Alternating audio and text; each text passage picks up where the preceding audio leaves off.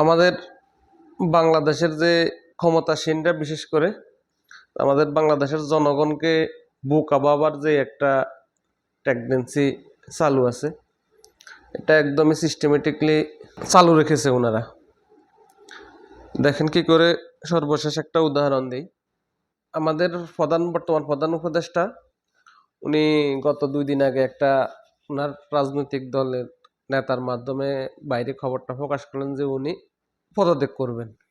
এটাতে অনেকে নাটক বলছে, অনেকে অনেক রকমের কথা বলছে। আমি ওই বিতর্কে যাইতে চাই না, আমি ওই বিতর্কে যাচ্ছি না। পয়েন্টটা সেটা হলো যে উনি পদত্যাগের ঘোষণাটা, পদত্যাগের এটা কোন সময় এটা প্রকাশ করলেন দেখেন।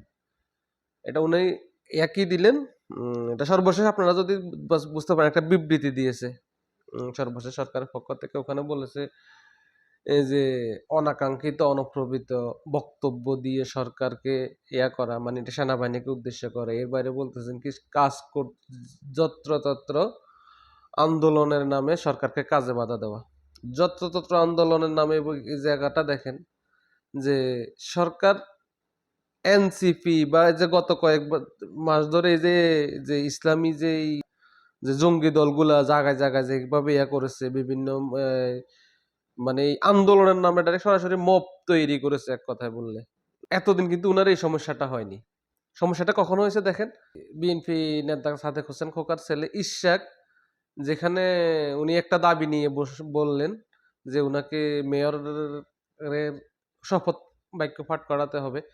তখনই উনার এই জিনিসটা মনে পড়লো যে আন্দোলনের নামে মানে কাজ করতে দিতেছে না ওনারা, কাজ করতে সচিবালয় থেকে যমুনা যাইতে পারতেছে না এমনি এমনি, মানে তাদের ওই যে রিজওয়ানা হাসানের কথা সহ যদি অ্যাড করে, তো দেখেন কি অবস্থা। যে এত মানুষকে মানে এতই বোকা ভাবে উনারা যে কি জন্য বলতেছে, কেন বলতেছে, এটা মানুষ একদমই বোঝে না। যে উনি উনার এই কথাগুলা মানুষ একদমই নেবে, সহজভাবে নেবে এই ব্যাপারগুলো আর কি। যেমন মানুষকে বোকা ভাবা, এটা মূল এটা হলো যে কি আমাদের আমাদের যে মানুষকে আমাদের এই আমাদের ক্ষমতাসীনরা বিশেষ করে বোকা বাবার যে একটা প্রচলন, এটা উনারাও চালু রেখেছে।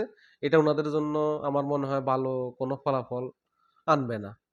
এই অতীতে অনেকেও আমাদের যে জনগণকে বোকা বাবার বা বোকা ভেবেছে, বোকা বা বুঝে না ভেবেছে, যেমনে প্রয়োজন এমনি বলেছে, কিন্তু সর্বশেষ ফলাফল দেখা গেছে। কিন্তু এই সরকারের বেলায়ও ঠিক একই ব্যাপারটায় যে মানুষকে বোকা ভাবা শুরু করছে, এর ফলাফলটা ভালো হবে না সরকারকে। এটা আমার নিশ্চিত করে বলতে পারি। এটা বাংলাদেশের জনগণকে নিয়ে আমার যতটুকু অভিজ্ঞতা আছে, এই বোকা বাবা থেকে বের হয়ে আসতে হবে সরকার প্রধানকে।